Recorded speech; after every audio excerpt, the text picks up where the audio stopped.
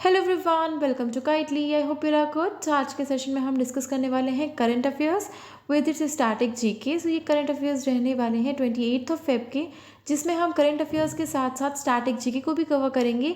सो अगर आप चाहते हैं इस पूरे ही सेशन का पीडीएफ आपको प्रोवाइड कराया जाए तो पूरे चैनल का टेलीग्राम चैनल का जो लिंक है वो डिस्क्रिप्शन बॉक्स में गिवन है, वहाँ जाके हमारे टेलीग्राम चैनल को ज्वाइन कर सकते हैं, जहाँ पे आपको डेली पीडीएफ प्रोवाइड कराई जाएंगी करंट अफेयर्स की।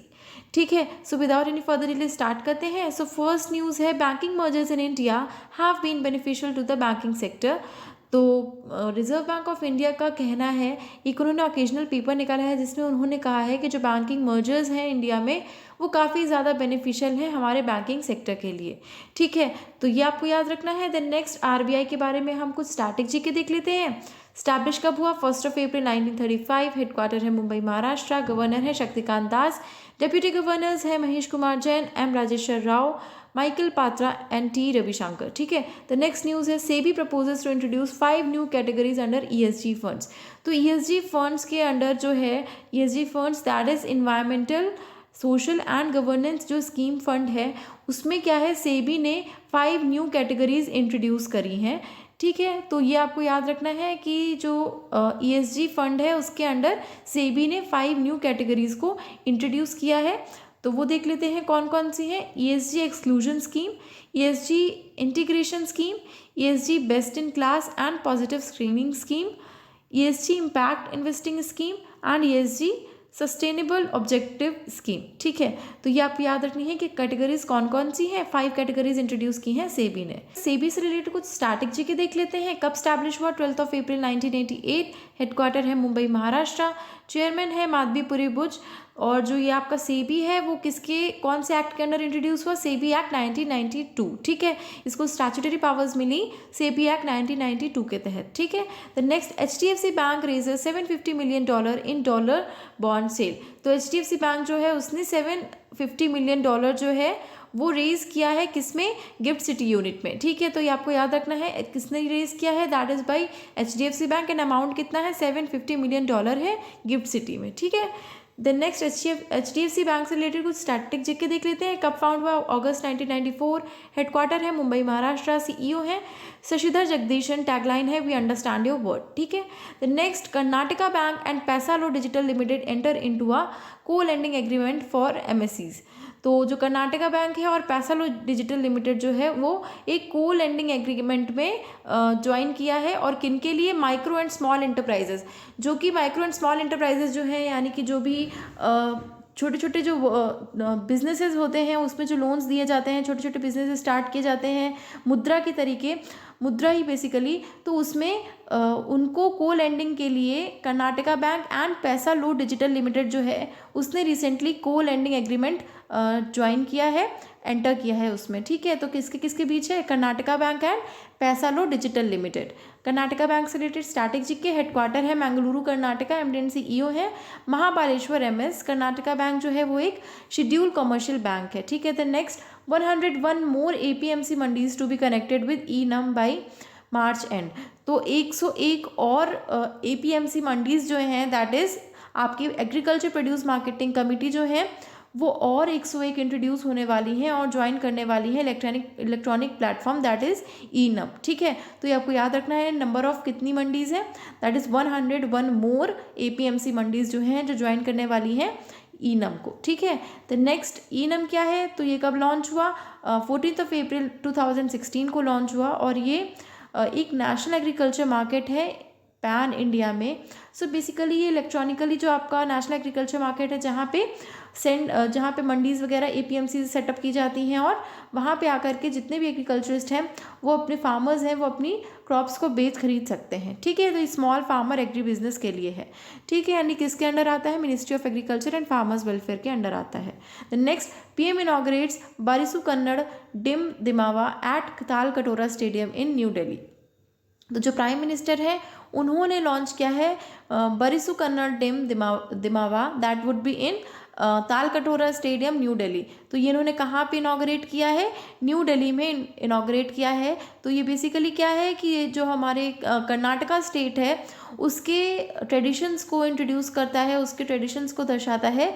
तो ये प्राइम मिनिस्टर नरेंद्र मोदी जी ने इनॉग्रेट किया है। बारिसु कन्नड़ा दिमावा कहाँ पे इनॉग्रेट किया है, that would be at Talkatora stadium new Delhi. ठीक है, ये आपको याद रखना है। The next, cabinet approves the ratification of 3 protocols on article 3 bis and article 50A and article 56। ठीक है, तो कैबिनेट जो है वो 3 प्रोटोकॉल्स जो कि आपके हैं article 3 base and article 50A and article 56, इनका जो है वो रेटिफिकेशन अप्रूव कर दिया है। तो ये आपको याद रखना है कौन कौन से आर्टिकल्स हैं, 3, 50A एंड 56, इनका रेटिफिकेशन अप्रूव कर दिया गया है कैबिनेट के द्वारा। The next, APEDA that is APEDA agriculture and process food export development authority, वो पार्टिसिपेट करने वाली है 28th addition of gulf food. तो ये आपको याद रखना है, जो अपेडा जो है agriculture and process food export development authority, वो 28th एडिशन किसके, गल्फ फूड 2023 में पार्टिसिपेट करने वाली है। ठीक है, और ये कहाँ पे होने वाला है Gulf Food, that would be at UAE। ठीक है, और इसमें 5000 कंपनियां जो हैं वो पार्टिसिपेट करने वाली हैं 125 कंट्रीज़ से, और उसमें हमारी कंट्री भी करने वाली है। ठीक है, अब अपिटा कब फाउंड हुआ, that would be founded in 13 फरवरी 1986, हेडक्वार्टर है न्यू दिल्ली में। The next, Aadhaar Mitra, UIDAI launch new AI chatbot. So जो UIDAI है हमारी कंट्री का जो आधार मैपिंग टाइप है, उन्होंने लॉन्च किया है नया चैटबॉट जिसका नाम है आधार मित्रा। ठीक है, तो ये आपको याद रखना है, जो UIDAI है अथॉरिटी ऑफ इंडिया है, उसने unique identification authority of India जो है उसने रिसेंटली लॉन्च किया है आधार मित्रा, और ये एक आर्टिफिशियल इंटेलिजेंस बेस्ड चैटबॉट है। ठीक है, नाम याद रखिएगा, Aadhaar Mitra. Next, financial action task force suspends Russia's membership. तो FATF जो है उसने रशिया की मेंबरशिप को अभी फिलहाल के लिए सस्पेंड कर दिया है। तो आपको याद रखना है FATF ने कौन सी कंट्री की मेंबरशिप को सस्पेंड किया है, रशिया की मेंबरशिप को इन्होंने सस्पेंड किया है। ठीक है, सो FATF जो है उसका हेडक्वार्टर है पेरिस, फ्रांस, प्रेसिडेंट है T राजाकुमार, और इसमें 39 कंट्रीज़ मेंबर हैं। और जो इंडिया है वो FATF की मेंबर कब बनी थी, 2010 में बनी थी। The next, India joins the agriculture innovation mission. ठीक है, तो इंडिया जो है उसने एग्रीकल्चर इनोवेशन फॉर क्लाइमेट को ज्वाइन किया है। तो आपको याद रखना है AIM4C, that would B India agriculture innovation mission for climate, उसको इंडिया ने रिसेंटली ज्वाइन किया है। उस इनोवेशन जो मिशन है इसमें इंडिया पार्टिसिपेट करने वाली है। जो कहाँ होने वाला है फोरम, या I2U2 जो बिजनेस फोरम है वो कहाँ हो रहा है, Abu Dhabi United Arab Emirates में हो रहा है। I2U2 का मतलब मैं ऑलरेडी डिस्कस कर चुके हैं लास्ट 2 सेशंस पे, हम जब ऑलरेडी रिवाइज कर चुके हैं कि India, Israel, UAE and USA। ठीक है, तो ये आपको याद रखना है।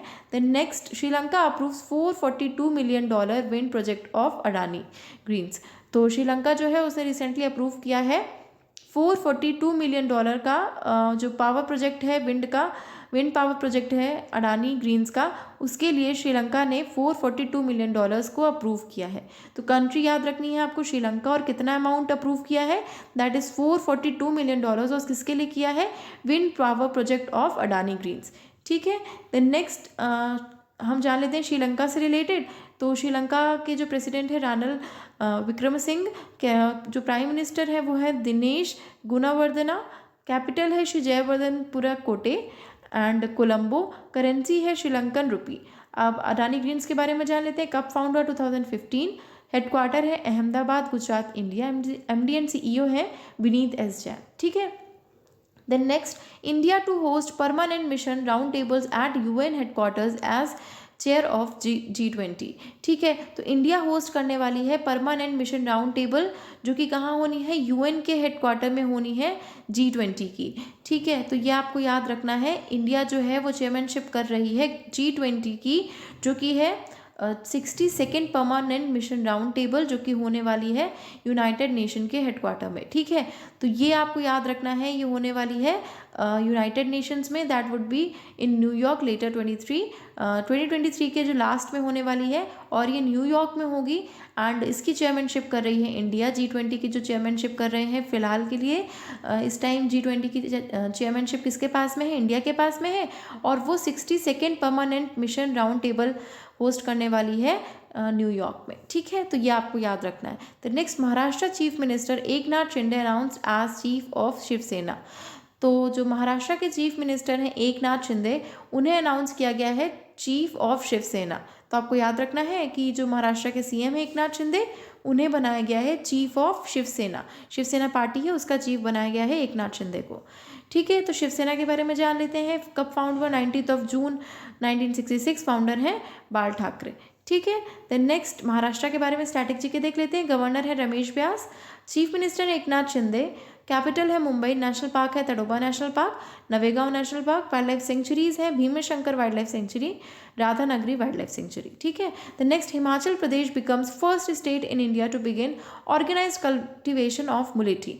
तो हिमाचल प्रदेश जो है वो पहला स्टेट बन गया है इंडिया का जो कि कल्टिवेशन कराने वाला है मुलेठी का। ठीक है, तो याद रखिएगा, मुलेठी का कल्टिवेशन कराने वाला कौन सा पहला स्टेट बना है, हिमाचल प्रदेश बना है पूरे इंडिया का पहला स्टेट जो कि मुलेठी का कल्टिवेशन कराने वाले हैं। ठीक है, देन नेक्स्ट, हिमाचल प्रदेश से रिलेटेड स्टैटिक जीके। गवर्नर है शिव प्रताप शुक्ला, चीफ मिनिस्टर है सुखविंदर सिंह सुक्खू, कैपिटल है शिमला धर्मशाला, नेशनल पार्क है great Himalayan national park, wildlife sanctuaries है Chail wildlife sanctuary and Kanawar wildlife sanctuary. ठीक है, then next, mister Aramane Giridhar gets extension as defence secretary till October 2024। तो mister Aramane Giridhar जो है उनका जो डिफेंस सेक्रेटरी की पोस्ट है उसके लिए उन्हें एक्सटेंशन मिल गया है अक्टूबर 2024 तक के लिए।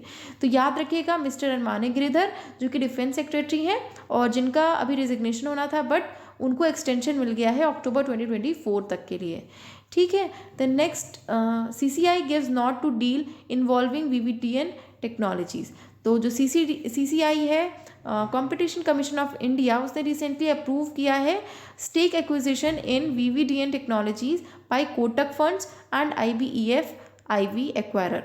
ठीक है, तो VVTN टेक्नोलॉजीज का जो स्टेक एक्विजिशन है वो कौन करने वाले हैं, Kotak funds and IBEF IV, और इसका अप्रूवल दिया है CCI ने, that is competition commission of India.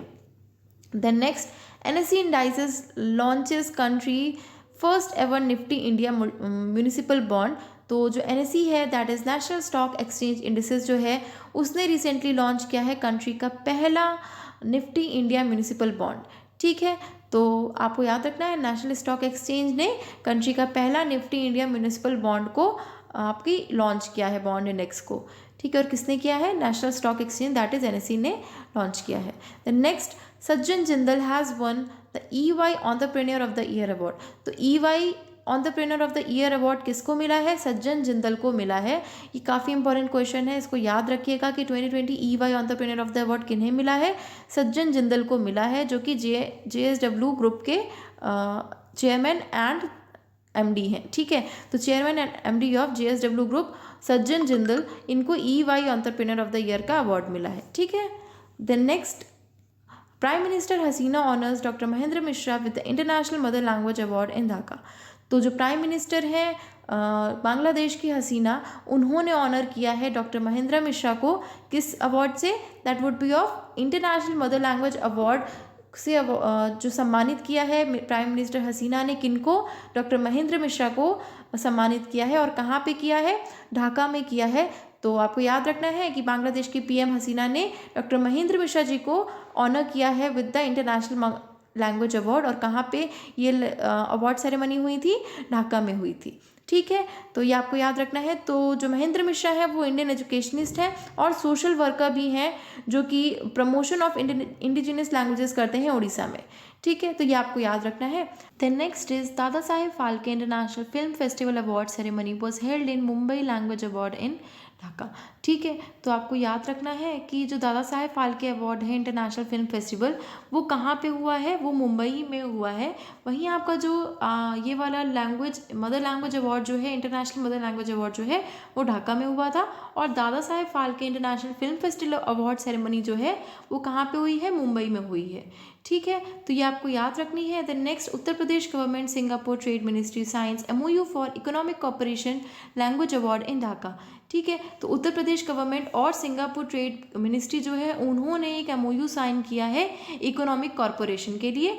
तो ये आपको याद रखना है कौन कौन सी गवर्नमेंट है, उत्तर प्रदेश गवर्नमेंट और कौन सी कंट्री है, सिंगापुर ट्रेड मिनिस्ट्री जो है उन्होंने MOU साइन किया है फॉर इकोनॉमिक कॉपरेशन।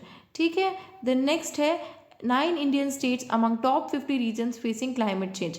तो जो 50 रीजन्स हैं जो कि क्लाइमेट चेंज को फेस कर रहे हैं, जिसकी वजह से वल्नरेबल चेंजेस उनको देखने को मिले, उनमें से 50 रीजन्स में से पूरे वर्ल्ड में हमारी कंट्री के भी 9 इंडियन स्टेट्स हैं। तो ये आपको याद रखना है, 9 इंडियन स्टेट्स जो हैं वो टॉप 50 आपके रीजन्स हैं जो कि क्लाइमेट चेंज को फेस कर रहे हैं। ठीक है, तो स्टेट्स कौन कौन से हैं आपके, उत्तर प्रदेश, महाराष्ट्र, बिहार, राजस्थान, तमिलनाडु, गुजरात, केरला, असम।